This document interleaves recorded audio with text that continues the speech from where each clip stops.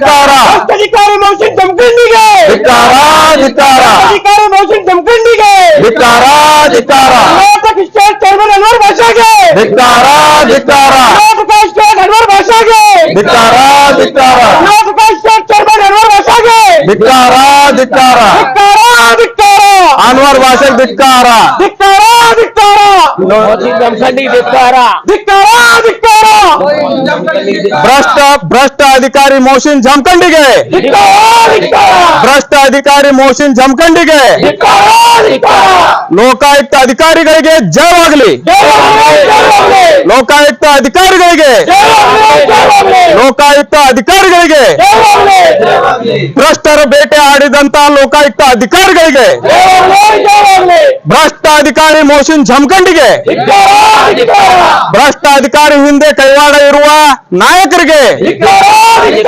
ಬಿಜಾಪುರಿನ ಭ್ರಷ್ಟ ನಾಯಕರಿಗೆ ಭ್ರಷ್ಟ ನಾಯಕರಿಗೆ ಭ್ರಷ್ಟ ಅಧಿಕಾರಿಯನ್ನು ಉಳಿಸಲು ಪ್ರಯತ್ನ ಮಾಡುತ್ತಿರುವ ಭ್ರಷ್ಟ ನಾಯಕರಿಗೆ ಇವತ್ತು ನಾವು ಬಿಜಾಪುರ ವಕಫ್ ಬೋರ್ಡ್ ಕಚೇರಿಯಲ್ಲಿ ಒಂದು ಖಂಡನೆ ಮಾಡಲಿಕ್ಕೆ ಬಂದಿದ್ದೇವೆ. ಏನ್ ಖಂಡನೆ ಮಾಡ್ಬೇಕಾಗಿದಪ್ಪ ಅಂತಂದ್ರ, ಇಲ್ಲಿ ವಕಫ್ ಬೋರ್ಡಿನಲ್ಲಿ ಒಬ್ಬ ಮೋಷಿನ್ ಜಮಖಂಡಿ ಅನ್ನೋ ಆಡಿಟರ್, ಅವ ಇಲ್ಲಿ ಪ್ರೆಸೆಂಟ್ ಆಡಿಟರ್ ಆಗಿ ಸಾವಿರಾರು ಲಕ್ಷಾಂತರ ರೂಪಾಯಿ ಪ್ರತಿಯೊಂದು ಕಮಿಟಿಗೆ ಅವರು ರಿನ್ಯೂವಲ್ ಮಾಡ್ಲಿಕ್ಕೆ ಅಥವಾ ರಿನ್ಯೂವಲ್ ಮಾಡ್ಲಿಕ್ಕೆ ಅವರು 1.5 ಲಕ್ಷ 3 ಲಕ್ಷ 4 ಲಕ್ಷ, ಅಲ್ಲಿಂದ ಏನು ಫಾಯ್ದೆ ಇಲ್ಲ. ಮಸೂತಿಗಳು, ಕಬ್ರಸ್ತಾನ್ಗಳು ಮತ್ತೆ ದರ್ಗಾಗಳು, ಈ ಕಮಿಟಿಗಳಿಗೆ ಇವ್ರಿಗೆ ಕುಮ್ಮಕ್ಕ ನೀಡಿ ಈ ಎಲ್ಲ, ಈಗ ನೋಡ್ರಿ ನಾವೆಲ್ಲ ಬಿಜಾಪುರಿನ ಪ್ರಗತಿಪರ ಸಂಘಟನೆಯವರು ಹಾಗೂ ಮುಸ್ಲಿಂ ಪ್ರಗತಿಪರರು ಇಂಥ ನಿರ್ಣಯವನ್ನು ನಾವು ಖಂಡಿಸಬೇಕು. ಇಂಥ ಆದಂತ ಘಟನೆಯನ್ನು ಖಂಡಿಸಿ ಲೋಕಾಯುಕ್ತರಿಗೆ ನಾವು ಅಭಿನಂದನೆ ಸಲ್ಲಿಸ್ತೀವಿ. ಇಂಥವ್ರಿಗೆ ಬಲೆ ಬೀಸಿ ಏನ್ ಹಿಡ್ದಿದಾರಲ್ಲ ಅವ್ರಿಗೆ ಮೊಟ್ಟ ಮೊದಲನೇದಾಗಿ ನಾವು ಹ್ಯಾಟ್ಸಪ್ ಹೇಳ್ತೀವಿ ಲೋಕಾಯುಕ್ತದವ್ರಿಗೆ. ಯಾಕಪ್ಪ ಅಂತಂದ್ರೆ ಇಂಥ ಇಂಥ ಇಂಥ ಏನ್ ನಿರ್ಣಯ ಕೈಗೊಂಡಾರ, ಇಂಥ ಏನ್ ಲುಚ್ಚಗಳಿಗೆ ಹಿಡ್ದಿದ್ದಾರೆ, ಇಂಥ ಗೂಸ್ಕೋರ್ ಅಂತಾರಲ್ಲ ಹೆಗ್ಗಣಗಳು, ಇದು ಎಲ್ಲಾ ವಕಫ್ ಬೋರ್ಡ್ಗಳಲ್ಲಿ ಇದ್ದಾರೆ. ನಮ್ಮ ಮಾನ್ಯ ಮಂತ್ರಿಗಳು ಇಂಥವ್ರ ಮೇಲೆ ತಕ್ಷಣ ಕ್ರಮ ಕೈಗೊಳ್ಳಬೇಕು. ನಮ್ಮ ಮಂತ್ರಿಗಳು ಹೇಳ್ತಾರೆ ವಕಫಿನ ದುಡ್ಡು ತಿಂದವ್ರಿಗೆ ಹುಳ ಬೀಳ್ತಾವ ಅಂತೇಳಿ. ಈ ನನ್ನ ಮಕ್ಕಳಿಗೆ ಯಾಕೆ ಹುಳ ಬೀಳಲ್ಲ, ಇಂಥವ್ರಿಗೆ ಯಾಕೆ ಹುಳ ಬೀಳಲ್ಲ? ತಕ್ಷಣ ಇಂಥವ್ರಿಗೆ ಸಸ್ಪೆಂಡ್ ಮಾಡ್ರಿ, ಡಿಸ್ಮಿಸ್ ಮಾಡ್ರಿ. ಇದರಿಂದ ಆದ ವಕಫ್ ಕಾನೂನ ವಕಫ್ ಇದು ಕೇಂದ್ರದವರು ಅಪೋಸ್ ಮಾಡ್ತಾ ಇದ್ದಾರೆ. ಇಂಥವೆಲ್ಲರೂ ಸೇರೋಣ, ನೀವೆಲ್ಲ ನಿಮಗೆ ಅನುಕೂಲ ಆಗೋವ್ರಿಗೆ ಮಾಡ್ಕೊಂಡು ಅವ್ರಿಗೆ ತಗೊಂಡ್ಬಿಟ್ಟು ಎಲ್ಲ ವಕಫ್ ಆಸ್ತಿಗಳನ್ನು ಹಳ್ಳ ಹಿಡಿಸಿರಿ. ತಮಗ್ ಬೇಕಾದವ್ರಿಗೆ ಮಾರಾಟ ಮಾಡಿರಿ, ತಮಗ್ ಬೇಕಾದವ್ರಿಗೆ ರಿಜಿಸ್ಟ್ರೇಷನ್ ಮಾಡಿಕೊಟ್ರಿ. ವಕಫ್ ಆಸ್ತಿಗಳು ನಿಜವಾದ ವಕಫ್ ಆಸ್ತಿಗಳು, ಮತ್ತು ಉಳಿದಂತೆ ಯಾರೋ ಮಾರಿ ಹೋಗಿದ್ದ ಆಸ್ತಿಗಳಿಗೆ ಅವು ಮತ್ ತಗೊಂಡು ಮತ್ ಮಾರಾಟ ಮಾಡೋರಿ. ನೀವು ಇಂಥವೆಲ್ಲ ಮಾಡಬೇಡ್ರಿ ಅಂತೇಳಿ ನಾವು ಎಲ್ಲರೂ ಈಗ ಸೇರೇವಿ. ಇದು 2 ನಿರ್ಣಯ ಇವತ್ತು ಮತ್ತೊಮ್ಮೆ ಹೇಳ್ತೀನಿ. 2 ನಿರ್ಣಯ. ಒಂದು, ವಕಫ್ ಬೋರ್ಡಿನ ಅಧಿಕಾರಿಯ ಈ ಕೃತ್ಯವನ್ನು ತೀವ್ರವಾಗಿ ಖಂಡಿಸುವುದು. ಯಾಕಂದ್ರೆ ಇಂಥ ದೊಡ್ಡ ಎಷ್ಟು 1.5 ಲಕ್ಷ ಅಂದ್ರೆ ಏನ್ರಿ ಅದು? ಒಂದು committee registration free of cost. Auditor ಇಲ್ಲಿ ಸ್ಯಾಲ್ರಿ ತಗೋತಾನವ, ಅವ ಆಡಿಟ್ ಮಾಡ್ಲಾಕ ಇಷ್ಟು ತಗೋತಾನ. ಅವ್ರ ರಿಜಿಸ್ಟ್ರೇಷನ್ ಜಾಗಕ್ಕೂ ಕೂಡ ಇವ್ರು ಕಮರ್ಷಿಯಲ್ ಮಾಡ್ತಾ ಇದ್ದಾರೆ. ಇಂಥವ್ರೆ ಅವ್ರಿಗೆ ಶಕ್ತಿ ತುಂಬಿ ಅಲ್ಲಿ ಕಳ್ರು ಇರ್ತಾರ, ಕಳ್ರಿಗೆ ಸಾಥ್ ಕೊಡೋದು ಇವೆಲ್ಲ ನಡವ. ಇದಕ್ಕೆಲ್ಲ ನಾವು ಖಂಡನೆ ಮಾಡಿ ಲೋಕಾಯುಕ್ತರಿಗೆ ಇನ್ನಷ್ಟು ನಾವು ಅವ್ರಿಗೆ ಬೆಂಬಲ ಸೂಚಿಸ್ತೀವಿ, ಅವ್ರ ಜೊತೆಗೆ ನಿಲ್ತೀವಿ. ಇಂಥ ಕಳ್ರಿಗೆ ಹಿಡಿಬೇಕು.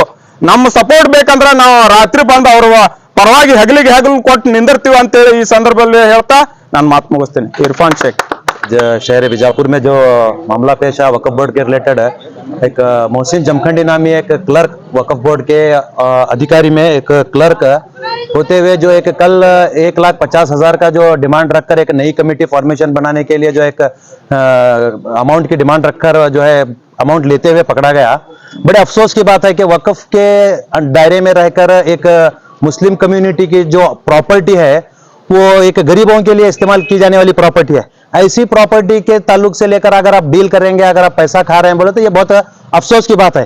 पिछले बार हम लोगों ने हमारी पार्टी की जानिब से एक बहुत बड़े पैमाने पर वक्फ अमेंडमेंट बिल के मुखालिफत में एक प्रोटेस्ट भी किया था। उस वक्त लोगों का हमें सवाल भी उठा था कि वक्फ अमेंडमेंट बिल के खिलाफ आप लोग लड़ रहे हैं, लेकिन वक्फ की आस्ती, वक्फ की जमीन, वक्फ का जो पैसा, वक्फ का जो रुपया है, ये कभी किसी गरीबों के लिए इस्तेमाल हुआ है क्या बोलकर एक बहुत बड़ा सवाल भी हमारे सामने आया था और हम उसके लिए जवाब नहीं दे पाए थे। आज उसी की खातिर आज हमें मजबूरन यहाँ पर आना पड़ा है। आज अपने दांतों से अपनी जबान को कतरते हुए मैं इस बात को कहना चाहता हूं कि अगर वक्फ के अधिकारी में ऐसे लोग, करप्ट लोग हैं, तो ये बहुत बड़े अफसोस की बात है और हमारे कम्युनिटी के लिए कभी फायदा नहीं कर सकेंगे, कभी फायदा नहीं पहुंचा सकेंगे। सबसे पहले तो मैं आपको यह बताना चाहता हूं कि वक्फ की आस्ती मतलब जमीन जो है अल्लाह की राह में दी गई जमीन या अल्लाह की राह में दी गई प्रॉपर्टी है। ऐसी प्रॉपर्टी में जब मुस्लिम कम्युनिटी के लोग जो अल्लाह को मानने का दावा करने वाले लोग, उसे हुजूर अकरम सल्लल्लाहु अलैहि वसल्लम को मानने का दावा करने वाले लोग, ये दावा करने वाले लोग जब इसमें हराम की कमाई की जब उम्मीद रखकर बैठे हुए हैं, तो ये बड़े अफसोस की बात है, शर्म की बात है। मैं सवाल पूछता हूं इनसे और इनके पीछे रहने वाले बड़े बड़े हाथों से, मैं ऊपर तक भी इस सवाल को उठाना चाहता हूं कि आपको क्या खुदा का खौफ नहीं है, क्या अल्लाह ताला का आपको खौफ नहीं है, क्या आपको कयामत का खौफ नहीं है, क्या अजाब का खौफ नहीं है, क्या कब्र का खौफ नहीं है? अगर इतना बेखौफ होकर आप इस काम में मुलविस हैं, तो बहुत बड़े अफसोस और शर्म की बात है कि आप जो है खुदा के खौफ के बगैर आपके झोलियां भर रहे हैं, आपका जो है माल गरीबों का समेट रहे हैं। मैं कहना चाहता हूं अगर ये एक मामूली से क्लर्क होने के साथ इतनी बड़ी करप्ट के अंदर इनका जब हाथ है, तो ये अकेला आदमी, ये सिर्फ मोहरा है मेरे हिसाब से। मोहसिन जमखंडी कुछ भी नहीं है, ये सिर्फ एक मोहरा है। इनके पीछे हो सकता है बहुत से बहुत बड़े लोगों का हाथ हो सकता है। बगैर किसी हायर अथॉरिटी, हायर ऑफिसर्स के इन्वॉल्वमेंट के बगैर ये क्लर्क अपना हाथ पैर नहीं मार सकते। तो इनके पीछे जो भी हाथ है उनका इन्वेस्टिगेशन होना जरूरी है। और खास करके मैं जमीर अहमद खान से, वक्फ मिनिस्टर जमीर अहमद खान से रिक्वेस्ट करता हूं कि ऐसे भ्रष्ट अधिकारी को और ऐसे भ्रष्ट जो है लीडरान को आप सख्त से सख्त इन पर कार्रवाई करें, इन पर जो है इन्वेस्टिगेशन हो। और जो भी गवर्नमेंट के जो एजेंसी हमारे लोकायुक्त की है, ये सिर्फ मोहसिन पर ही नहीं बल्कि ऐसे कई लोग जो है इसमें मौजूद हैं, ऐसे सभी लोगों पर जो है इन्वेस्टिगेशन हो। और एक हमारा डिमांड मैं पर्सनली आप लोगों से, आपके मीडिया के जरिए कहना चाहता हूं जमीर अहमद खान साहब से, जितने भी ऐसे करप्ट करके जो कमिटियां फॉर्मेट किए गए हैं, जितने भी जहां पर भी पूरा ऑल ओवर कर्नाटका के अंदर जितने भी कमेटी ऐसे फॉर्मेट किए गए हैं, ये तमाम कमेटी को एक बार डिसॉल्व करके हर जगह कंपलसरी बाकायदा इलेक्शन के जरिए जो है कमेटी फॉर्मेट करना जरूरी है, ये मेरा डिमांड है। और साथ ही साथ जो है वक्फ की प्रॉपर्टी कितने परसेंटेज यतीमों में, मिस्किनों में और गरीबों में तकसीम हो रही है, ये चीज का इल्म जो है आप लोगों को होना, और ये चीज को जो है अवाम के सामने भी आप लोग रखना जरूरी है। वरना हम लोग अब इसमें जब उतर चुके हैं तो बड़े से बड़े पैमाने पर हम लोग आंदोलन करेंगे और वक्फ की आस्ती को बचाने के अंदर अपना एक बहुत बड़ा रोल हम लोग इंशाल्लाह अदा करेंगे। ಇವತ್ತಿನ ದಿವಸ ನಾನು ಇಂಡಿಯಿಂದ ಬಂದಿರೋದು, ನಾನು ಒಂದು ಶಾಂತಿ ಸಮಾಜ ಅಧ್ಯಕ್ಷನಾಗಿ ಮಾತಾಡ್ತಿರೋದು, ಒಂದು ಮುಸ್ಲಿಂ ಮುಖಂಡಾಗಿ ಜವಾಬ್ದಾರಿಯುತವಾಗಿ ನಾ ಮಾತಾಡ್ತಿರೋದು. ಇವತ್ತು ದಿವಸ ಏನು ಜವಾಬ್ದಾರಿಯಿಂದ ಮಾತಾಡ್ಬೇಕಪ್ಪ ಅಂತಂದ್ರೆ, ಇವತ್ತಿನ ದಿವಸ ಈ ವಕ್ಫ್ ಕಾಣಾಕ್ತೈತಲ್ರಿ, ಇಲ್ಲಿ ಸ್ವಲ್ಪ ತೋರಿಸ್ರಿ ಮೀಡಿಯಾದವ್ರು, ಸ್ವಲ್ಪ ತೋರಿಸ್ರಿ. ಈ ವಕ್ಫ್ದಾಗ ಒಬ್ಬರು ಮೋಹಸಿನ್ ಜಮಖಂಡಿ ಅಂತ ಒಂದು ಭ್ರಷ್ಟ ಅಧಿಕಾರಿ ಇದ್ರು. ಆ ಭ್ರಷ್ಟ ಅಧಿಕಾರಿದಿಂದ ಇಡೀ ನಮ್ಮ ಜಿಲ್ಲೆದೊಳಗ ಬಹಳಷ್ಟು ನಮ್ಮಂತವ್ರೆಲ್ಲ ಬಹಳ ಆತಂಕ ಬರ್ತಿತ್ತು. ಇಲ್ಲಿ ಬರ್ಬೇಕಪ್ಪ ಅಂದ್ರೆ ರೊಕ್ಕ ಕೊಡ್ಬೇಕು.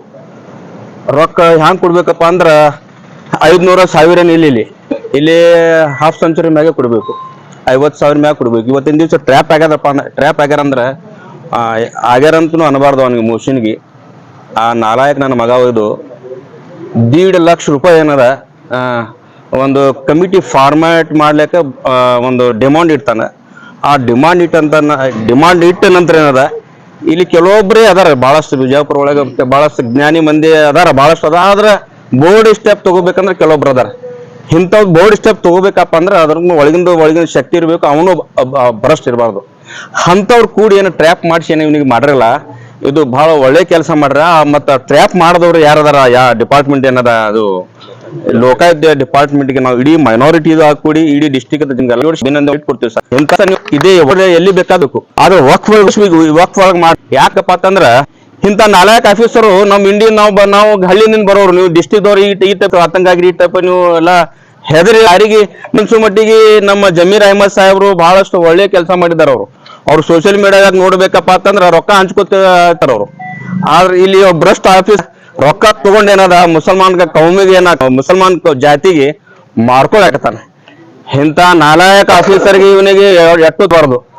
ಸನ್ಮಾನ್ಯ ಈ ರಾಜ್ಯದ ಮುಖ್ಯಮಂತ್ರಿಗಳಾದಂಥ ಸನ್ಮಾನ್ಯ ಸಿದ್ದರಾಮಯ್ಯ ಸಾಹೇಬ್ರೆ, ಈ ರಾಜ್ಯದ ಮುಖ್ಯಮಂತ್ರಿಗಳ ಶಿವಕುಮಾರ್ ಅವರೇ, ಈ ರಾಜ್ಯದ ಗೃಹ ಮಂತ್ರಿಗಳಾದಂತ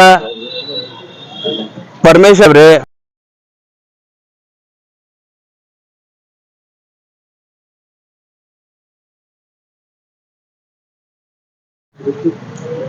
ಅನ್ವರ್ ಪಾಷಾ, ಇದೇ ಭಾಷೆಯನ್ನು ಮಾತಾಡ್ಬೇಕಾಗ್ತದೆ ನಿನಗ. ಅನ್ವರ್ ಪಾಷಾ, ಏನ್ ಮಾಡ್ತಾ ಇದೀವ ನೀನು? ನಮ್ಮ ಮುಸಲ್ಮಾನ್ ಕಮ್ಯುನಿಟಿಗೆ ಮಾಡ್ಕೊಡ್ತಾ ಇದ್ದೀನಿ ನೀನು? ಏನ್ ಮಾಡ್ತಾ ಇದ್ದೀನಿ ನೀನು? ಈ ಭೀಮಾ ತೀರದಲ್ಲಿ ಅನ್ಯಾಯ ಆದಾಗ ಏನದ? ನಾವು ಭೀಮಾ ತೀರದ ಮಂದಿ ಬಹುತೇಕ ನಿಮ್ಗೆ ಗೊತ್ತಿಲ್ಲ. ಅನ್ಯಾಯ ವಿರೋಧವಾಗಿ ನಾವು ಹೋರಾಟ ಮಾಡೋರು. ಅನ್ಯಾಯ ಎಲ್ಲಿ ನಡೀತದಲ್ಲ ಅಲ್ಲಿ ಜೀವಾನು ತಗೋತೀವಿ, ನಮ್ಮ ಜೀವಾನು ಕೊಡ್ಲಕ್ ಸಿದ್ರಿದ್ದೀವಿ ನಾವು. ನೀ ಅಲ್ಲಿ ಬೆಂಗಳೂರದಾಗ ಕೂತು ನಾ ಏನಾರ ತಿಳಿದಿರ್ಬೇಕು. ಈ ದೌರ್ಜನ್ಯ, ಈ ಕರಪ್ಷನ್ ಬಹಳ ಐತಿದು. ಇಡೀ ನಮ್ಮ ರಾಜ್ಯದಾಗ ಹೇಳ್ತಾ ಇದ್ದೀನಿ, ಅನ್ವರ್ ಪಾಷಾ, ನೀ ನೀಟಾಗಿ ಕೆಲಸ ಮಾಡಿದ್ರೆ ಚಲೋ, ಆ ಪದಕ್ಕೆ ಬಿಟ್ಬಿಡು. ನೀ ಏನ್ ಮಾಡ್ತಾ ಇದ್ದೀನಿ? ಆ ಸಿಂಧಿಗೆಯಲ್ಲಿ ಒಂದು ಲೇಔಟ್ ಹಾಕಿ ಅದು ಮಾಡ್ಕೋಬೇಕತ್ತಿ ನೀನು. ಏನ್ ಮಾಡ್ತಾ ಇದ್ದೀನಿ ನೀನು? ಜಮೀರ್ ಅಹಮದ್ ಅವರೇ, ಸಾಹೇಬ್ರ, ನಿಮ್ದು ಅಭಿಮಾನ ನಮ್ಗೆಲ್ಲರಿಗೂ ಅದ. ಒಂದು ಒಳ್ಳೆ ಮನುಷ್ಯ ಆಯ್ತು ನಾವು ಪರಿಗಣಿಸ್ತೀವಿ. ಆದ್ರೆ ಇಂಥ ನಾಲಾಯಕ ಅನ್ವರ್ ಪಾಷಾಗಿ ಇಟ್ಕೊಂಡು ನೀವು ರಾಜಕಾರಣ ಮಾಡ್ತಾ ಇದ್ರಲ್ಲ, ನಿಮ್ಮ ರಾಜಕಾರಣಕ್ಕೆ ಮುಂದೆ ಧಕ್ಕೆ ಬರುವುದೇ. ಯಾಕಂದ್ರ ಯಾವುದೇ ಸಮಾಜದಾಗ ಇರಲಾಕ, ಯಾವ ಸಮಾಜಕ್ಕೆ ದ್ರೋಹ ಮಾಡೋಣ, ಅವ ಯಾವಾಗ್ಲೂ ಹುಟ್ಟಿಲ್ಲ, ಅವ ಯಾವಾಗ್ಲೂ ಉಳಿದಿಲ್ಲ. ಆದ್ರೆ ನಿಮ್ದೇ ಮಾತು ಹೇಳ್ತಾ ಇದ್ದೀನಿ ಜಮೀರ್ ಅಹಮದ್ ಅವರೇ, ಯಾರು ಸಮಾಜಕ್ಕೆ ದ್ರೋಹ ಮಾಡ್ಯಾರ ಅವ್ರು ಹುಳ ಬಿದ್ದು ಸಾಯ್ತಾರೆ ಅಂತ ನೀವು ಅಂದಿರಲ್ಲ, ಇವತ್ತಿನ ಮಟ್ಟಿಗೆ ಅದು ಆಗ್ಯದ. ಇವತ್ತು ನಮ್ಮ ವಿಜಯಪುರ ಡಿಸ್ಟ್ರಿಕ್ಟ್ ಆಫೀಸರ್ ಏನದಾನ, ಮೌಸಿನ್ ಜಮಖಂಡಿ ಅಂತ, ಅವ ಒಂದು ರೊಕ್ಕ ತೊಗೊಳೋದ ಕರಪ್ಟ್ ಆಗ್ಯಾನ. ಇಂಥ ವಿಷಯಗಳು ಬಹಳಷ್ಟು ಅದಾವ. ನೀವು ಕಣ್ಣು ಮುಚ್ಚಿ ಕೂತಿರಿ ಅಂತ ನಮ್ಗೆ ಅನಿಸ್ಲಾಗ್ತದೆ. ಜಮೀರ್ ಅಹಮದ್ ಸಾಹೇಬ್ರೆ, ನಾವು ನೇರವಾಗಿ ನಿಮ್ಗೆ ಆರೋಪ ಮಾಡ್ಬೇಕಾಗ್ತದೆ. ಯಾಕಪ್ಪ ಅಂತಂದ್ರೆ ನೀವು ವಕ್ಫ್ ಬೋರ್ಡ್ ಮಿನಿಸ್ಟರ್ ಇದ್ರಿ, ಸಚಿವರಿದ್ರಿ, ಒಂದು ಸಮಾಜದ ಜವಾಬ್ದಾರಿಯುತವಾಗಿ ನೀವು ಒಂದು ಮಂಚ ಇದ್ರಿ, ಅಲ್ಲಿ MLA ಇದ್ರಿ. ನೀವು ಯಾವತ್ತುವಾಗಿ ಸಮಾಜ ಬಗ್ಗೆ ನಿಮ್ಗೆ ಕಾಳಜಿ ಆದ. ಆದ್ರೆ ನೀವು ಅಲ್ಲಿ ಸಚಿವ ಸ್ಥಾನದಾಗ ಕೂತು ಏನ್ ಮಾಡ್ತಾ ಇದ್ದೀರಿ ನೀವು? ಇಲ್ಲಿ ಒಬ್ಬ ಭ್ರಷ್ಟ ಅಧಿಕಾರಿ ನಿಮ್ಮಲ್ಲಿ ಕೆಲಸ ಮಾಡವ, ನಿಮ್ಮ ಅಧಿಕಾರ ತಲೆ ಕೆಲಸ ಮಾಡವ, ನಿಮ್ಮ ಆಫೀಸ್ದಾಗ ಕೆಲಸ ಮಾಡವ, ಅಂತವ ಏನ್ ಮಾಡ್ತಾನೆ ಇಲ್ಲಿ? ಇಡೀ ನಮ್ಮ ಸಮಾಜಕ್ಕೆ ಮಾಡ್ಕೊಳಕತ್ತಾನ, ಸಮಾಜಕ್ಕೆ ಬೆಲೆ ಕಟ್ಲಾಕತ್ತಾನ, ಸ್ಮಶಾನ ಮಾಡ್ಕೊಳಕತ್ತಾನ. ರೆಸ್ಟ್ ಇನ್ ಪೀಸ್ ಅಂತ ಒಂದು ಹೇಳ್ತಾ ಸತ್ತು ಬಳಕ ನಮ್ಗೆ ಇದ್ರಾಗ ಹಾಕಿ ಬರ್ತಾರ. ಬಹಳ ಇದ್ರೊಳಗೆ ಹಾಕಿಲ್ಲ, ಬರೀ ರಿಪ್ಪತ್ ಹಾಕ್ತಾರ. ಅದನ್ನ ಮಂದಿನ ಭಾಳ ಬೀಜ ಅದಾರ. ಈಗ RIP ಬೆಳ್ಬಿಡ್ತಾರ. ಆದ್ರೆ ರೆಸ್ಟ್ ಮಾಡೋ ಸ್ಥಳ ಏನಾರ ಅದನ್ನು ಮಾಡ್ಕೊಂಡು ತಿರ್ಲಾಕತ್ತೀರಿ ಅಂದ್ರೆ ಹ್ಯಾಂಗಾರ ಮಾಡೋದು? ನಾವು ಮುಂದೆ ಏನಾರು ಮಾಡೋದು? ಮನುಷ್ಯ ಲಾಸ್ಟಿಗೆ ಏನ್ ಮಾಡ್ತಾನಪ್ಪ, ನನಗೊಂದ್ಸಲ ಒಂದ್ ಕಡೆ ಹೋಗಿ ಹುಗುಳ್ರಿಪ್ಪ ಅಂತ ಹೇಳ್ತಾರ. ಆ ಹುಗುಳು ಜಾಗಕ್ಕೆ ನೀವು ಮಾಡ್ಕೊಳಕ್ ಕೂತಿರಪ್ಪ ಅಂದ್ರ ಸತ್ ಬೆಳಕ್ ಮನುಷ್ಯ ನೆಮ್ಮದಿ ಇರ್ಬೇಕಂತಾನ. ನೆಮ್ಮದಿ ಅದಪ್ಪ, ಅದು ಅವ ಮಾಡಿದ ಕಾರ್ಯನ ಅಲ್ಲಿ ನಡೀತಿರ್ತಾವ. ಆದ್ರೆ ನಮ್ಮ ಒಂದು ಮೇಲ್ಮಟ್ಟಿಗೆ ನಾವು ಏನದ ರೆಸ್ಟ್ ಇರ್ಬೇಕಪ್ಪ ಅಂತ. ಆ ರೆಸ್ಟ್ ಮಾಡೋ ಜಾಗಕ್ಕೆ ನೀವು ಇಲ್ಲಿ ಅಲ್ಲೇ ಮಾಡ್ಕೊಂಡ್ ತಿರ್ಲಾಕತ್ತೀರಪ್ಪ ಅಂತಂದ್ರ ನಿಮ್ಮ ದೇವರು ಯಾವಾಗಲೂ ಕ್ಷಮಿಸುವುದಿಲ್ಲ. ಮುಂಬರುವ ಕಾಲದಲ್ಲಿ ಜಮೀರ್ ಅಹಮದ್ ಆಗಲಿ, ಇದರ ಜೊತೆಯಲ್ಲಿ ಏನು ಅನ್ವರ್ ಪಾಷಾ ಅದಾರ, ಇದ್ರಿಗೆ ಎಷ್ಟು ನಮ್ಮ ಸಮಾಜಕ್ಕೆ ಏನು ದ್ರೋಹ ಮಾಡ್ಯಾರ, ಆ ದ್ರೋಹ ಮಾಡಿದವ್ರಿಗೆ ಏನದ, ನಾವು ಇಡೀ ಸಮಾಜದವರಾಗ್ಲಿ, ನಾವು ಇಡೀ ಮತಕ್ಷೇತ್ರ ಜನ ಆಗ್ಲಿ, ನಮ್ಮ ಡಿಸ್ಟ್ರಿಕ್ಟ್ ಜನ ಆಗ್ಲಿ, ಎಲ್ಲ ಸಮಾಜವಾದ್ರು ಕೂಡಿ ಪುತಳೆ ಸುಡುವಂತ ಕೆಲಸ ಮಾಡ್ತೀವಿ. ಬರೀ ಪುತಳೆ ಸುಡುವುದಿಲ್ಲ, ಚಪ್ಪಲಿ ಹಾರಾಕಿ ಮೆರವಣಿಗೆ ಮಾಡಿ ಕತ್ತಿ ಮ್ಯಾಗ ಕುಂದ್ರಿಸಿ ಏನದ ಅದು ಮೆರವಣಿಗೆ ಮಾಡಿ ಏನದ ನಿಮ್ಗೆ ಅದು ತಕ್ಕ ಪಾಠ ಕಳಿಸ್ಬೇಕಾಗ್ತದ. ಮುನ್ನೆಚ್ಚರಿಕೆ ಕೊಡ್ತಾ ಇದ್ದೀನಿ. ಇಂಥ ಆಫೀಸರ್ ಇಲ್ಲಿ ಡಿಸ್ಟ್ರಿಕ್ಟ್ ಆಫೀಸರ್ ಯಾರು ಇರಬಾರ್ದು. 9 ವರ್ಷ 10 ವರ್ಷ ಒಂದೇ ಕಡೆ ಡ್ಯೂಟಿ ಮಾಡ್ತಾರೆ ಇವರು. ಏನಾದ್ರು ನಿಮ್ ಪ್ರೊಸೀಜರ್? ಇಂಥ ಆಡಳಿತ ಒಳಗೆ ಇಂಥ ನೀವು ಮಾಡ್ತಾ ಇದ್ದೀರಂದ್ರೆ ಜಮೀರ್ ಅಹಮದ್ ಸಾಹೇಬ್ರೆ, ಇದು ಇಲ್ಲಿ ಎಲ್ಲ ಆಫೀಸರ್ ಎಲ್ಲ ಚೇಂಜ್ ಆಗ್ಬೇಕು. ಇವತ್ತಿನ ದಿವಸ ಯಾರು ಟ್ರ್ಯಾಪ್ ಆಗಿದ್ರಲ್ಲ, ಮೌಸಿನ್ ಅವ್ರು ಏನ್ ಟ್ರ್ಯಾಪ್ ಆಗಿದ್ರಲ್ಲ, ಅವ್ರಿಗೆ ತಕ್ಕ ಶಿಕ್ಷೆ ಆಗ್ಬೇಕು, ಡಿಸ್ಮಿಸ್ ಆಗ್ಬೇಕು. ಬರೇ ಸಸ್ಪೆಂಡ್ ಇದ್ರೆ ನಡೆಯಲ್ಲ, ನಾವು ಸಹಿಸಲ್ಲ. ಬರೇ ಸಸ್ಪೆಂಡ್ ಮಾಡಿ ನಮ್ಗೆ ಏನಾದ್ರು ಸುಮ್ ಕುಂಡಿಸ್ಬೇಕಿತ್ತೀರಂದ್ರ ಸುಮ್ ಕುಂಡ್ರಲ್ಲ. ಇದು ಬೆಂಕಿ ಹತ್ತದಪ್ಪ, ಇಡೀ ರಾಜ್ಯದಾಗ ಹತ್ತದ. ಇದು ಇವತ್ತಿನ ದಿವಸ ಇಲ್ಲಿ ಸ್ಟಾರ್ಟ್ ಆಗ್ಯದ. ಬಿಜಾಪುರ ಡಿಸ್ಟ್ರಿಕ್ಟ್ ವಕ್ಫ್ ಬೋರ್ಡ್ದಿಂದ ಇಲ್ಲಿ ಇದು ತಾಜ್ ಬೋರ್ಡಿದಿಂದ ಇವತ್ತಿನ ಹೋರಾಟ ಸ್ಟಾರ್ಟ್ ಆಗ್ಯದ. ಇದು ಹೋರಾಟ ಏನದ ಬೆಂಗಳೂರು ವಿಧಾನಸಭಾ ಮುಂದೆ ತನ ನಡೀತದೆ. ಇದಕ್ಕೆ ಏನದ ಕರೆಕ್ಟ್ ಆಗಿ ನೀವು ಸರ್ಚ್ ಮಾಡ್ಕೊಂಡು ಏನದ ಇದಕ್ಕೆ ನ್ಯಾಯ ಸಿಗುವಂಗ ಮಾಡಿದ್ರೆ ಚಲೋ. ಇಲ್ಲಿಕಂದ್ರೆ ಜನ ಈಗ ನಮ್ದು ಏನದ ತಾಳ್ಮೆ ಪರೀಕ್ಷೆ ಬಹಳ ಆಗ್ಯದ. ಈಗ ಅವಾಗ ಏನಾದ ನಾವು ಹೋರಾಟಕ್ಕೆ ಉಳಿಬೇಕಾಗ್ತದ. ಬಾಬಾ ಸಾಹೇಬ್ ಅಂಬೇಡ್ಕರ್ ಅಂತ ಅಧಿಕಾರಿಗಳು ನಾವು ಸಾರ್ವಜನಿಕರು ಯೂಸ್ ಮಾಡ್ಬೇಕಾಗ್ತದ. ಅವ್ರ ಸಂವಿಧಾನಾತ್ಮಕವಾಗಿ ಏನದ ನಾವು ಸ್ಟ್ರೈಕ್ ಮಾಡ್ಬೇಕಾಗ್ತದ, ಸಂವಿಧಾನಾತ್ಮಕ ಏನದ ನಾವು ಸ್ಟೆಪ್ ತಗೋಬೇಕಾಗ್ತದ. ನಾವೆಲ್ಲ ಸಾರ್ವಜನಿಕರು ಸಮಾಜದವ್ರು ಎಲ್ಲರೂ ಕೂಡಿ ಸ್ಟೆಪ್ ತಗೋತೀವಿ. ಮತ್ತೊಮ್ಮೆ ಎಚ್ಚರಿಕೆ ಕೊಡಕತ್ತೀನಿ ನಾನು. ಜಮೀರ್ ಅಹ್ಮದ್ ಸಾಹೇಬ್ರೆ, ಯಾರು ಅನ್ವರ್ ಪಾಷಾ ನಿನಗೆ ಏನು ಕ್ವಶನ್ ದಿಂದ ಹೇಳ್ತಾ ಇದ್ದೀನಿ. ಯಾಕಂದ್ರ ಜನ ಹೇಳ್ತಿಲ್ಲ ಹೇಸಿಗೆ ತಗೋತಾರ, ನೀ ಹೇಳಿ ಹುಚ್ಚಿ ಎರಡು ತೊಡಿಲಾಕತಿ. ಸ್ವಲ್ಪ ವಿಚಾರ ಮಾಡೋಣ. ಇಲ್ಲಿ ಪ್ರಶ್ನೆ ಹೇಳಿದ್ದೀನಿ, ಅಧ್ಯಕ್ಷ ಇದ್ದಿರ್ಬೇಕು, ಅದು ಇದ್ದಿರ್ಬೇಕು, ನೀ ಪರವಾಗಿ ನಮ್ಗೆ ಹಕ್ಕದ ಸಾರ್ವಜನಿಕರನ್ನ ಕೇಳಲಿಕ್ಕ ಸಮಾಜದ ಮುಖಂಡರದೀವಿ ನಾವು. ಇದು ಚೇತವಣಿ ತಗೋ, ಸುಧಾರಿಸಿ ಚಲೋ. ಇಲ್ಲಿಕೇನದ ಮುಂದೇನದ ನಾವು ಬೋರ್ಡ್ ಸ್ಟೆಪ್ ತಗೋಬೇಕಾಗ್ತದ. ನಾವು ಇಡೀ ಸಮಾಜದವ್ರು ಏನದ, ಇಡೀ ಡಿಸ್ಟ್ರಿಕ್ಟ್ ದವ್ರು ಏನದ, ನಾವು ಬೋರ್ಡ್ ಸ್ಟೆಪ್ ತಗೊಳಕತ್ತೀವಿ, ಎಲ್ಲರೂ ಕೂಡೀವಿ. ಇದ್ರ ಮ್ಯಾಗ ಕಣ್ಣು ತೆಗೆದ್ರಿ ಚಲೋ ಆಯ್ತು. ಇಲ್ಲಿ ಕಣ್ಣು ಎರಡು ಕಣ್ಣುಗಳು ಇರಲ್ಲ ಅಂತ ಈ ಸಭೆಯಲ್ಲಿ ನಾನು ಹೇಳಿ ನನ್ನ ಮಾತಿಗೆ ಅವಕಾಶ ಕೊಟ್ಟಿದ್ದಕ್ಕೆ ತಮ್ಮೆಲ್ಲರಿಗೆ ಧನ್ಯವಾದಗಳು ಹೇಳಿ ನಾನು ಮಾತು ಮುಗಿಸ್ತೀನಿ. ಜೈ ಹಿಂದ್, ಜೈ ಕರ್ನಾಟಕ. ನಾನು ಅಯ್ಯೂಬ್ ನಾಟಿಕಾರ್ ಅಂತ, ಸಮಾಜದ ಹೋರಾಟಗಾರ. ನನ್ನ ಊರೇನದ ಇಂಡಿಯಾ ಅದ. ಅಯ್ಯೂಬ್ ನಾಟಿಕಾರ್ ಅಂತ ನನ್ನ ಹೆಸರು. ಶಾಂತಿ ಸಮಾಜ ಸೇವೆನ सक्रिय कार्यकर्ता अध्यक्ष आगे नानु। जो बीजापुर शहर में घटना हुई है, मोहसिन झमकंडी और उनके भाई, छोटे भाई मुजाहिद झमकंडी, इन दोनों को लोकायुक्त के ऑफिसरों ने 1.5 लाख रुपए घूस लेते हुए रंगे हाथ पकड़ा है। और वो घूस सिर्फ एक अंकल की एक छोटा सा करिया है, वहां की कमेटी बनाने के एवज में 1.5 लाख रुपए की डिमांड कर रहा है। तो ये फिक्र करने की बात है, जब एक कमेटी बनाने के लिए, मामूली कमेटी बनाने के लिए इसने 1.5 लाख रुपए की डिमांड की है, तो यहां जो वक्फ बोर्ड का जो फंड आता है उसे रिलीज करने के लिए या किसी जमात को, दरगाह को, मस्जिद को वो फंड देने के लिए क्या क्या नहीं लेते होंगे। ये करोड़ों रुपए की प्रॉपर्टी ऐसे ही नहीं बनाए। बीजापुर शहर के जितने भी वक्फ के कॉम्प्लेक्स हैं, मस्जिदों के कॉम्प्लेक्स हैं, दरगाह के कॉम्प्लेक्स हैं, ज्यादा से ज्यादा जगह में इनकी एक दुकानें हैं, मोहसिन झमकंडी उनके। और एक बात, एक मामूली क्लर्क इतना बड़ा करप्शन, इतनी बड़ी हिम्मत कैसे कर सकता है, ये सोचने की बात है। इसका सरपरस्त कौन है? ये किसकी सरपरस्ती में बीजापुर शहर में वक्फ बोर्ड ऑफिस में इतना बड़ा करप्शन चल रहा है? इसके पीछे कौन है? ये पूरी तरह से बीजापुर शहर के, बीजापुर डिस्ट्रिक्ट के लोगों के सामने उनके चेहरे बेनकाब होने चाहिए। उनके चेहरों को बेनकाब करके उनकी भी प्रॉपर्टियों क्या जांच होनी चाहिए, इन्वेस्टिगेशन होनी चाहिए। पहले हम सुनते थे कि भाई अंडरवर्ल्ड माफिया, फिर उसके बाद आया लैंड माफिया, अब नया आया है वक्फ माफिया।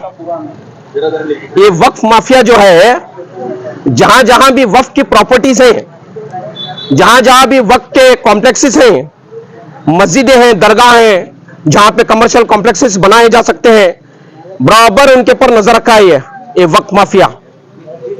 मैं खुले अल्फाज में अपने अल्फाज खुले बताना चाहूंगा, बीजापुर में वक्फ या पैदा है जो के मौलियों के में कोई मासूम लोगों धोखा दे रहा है।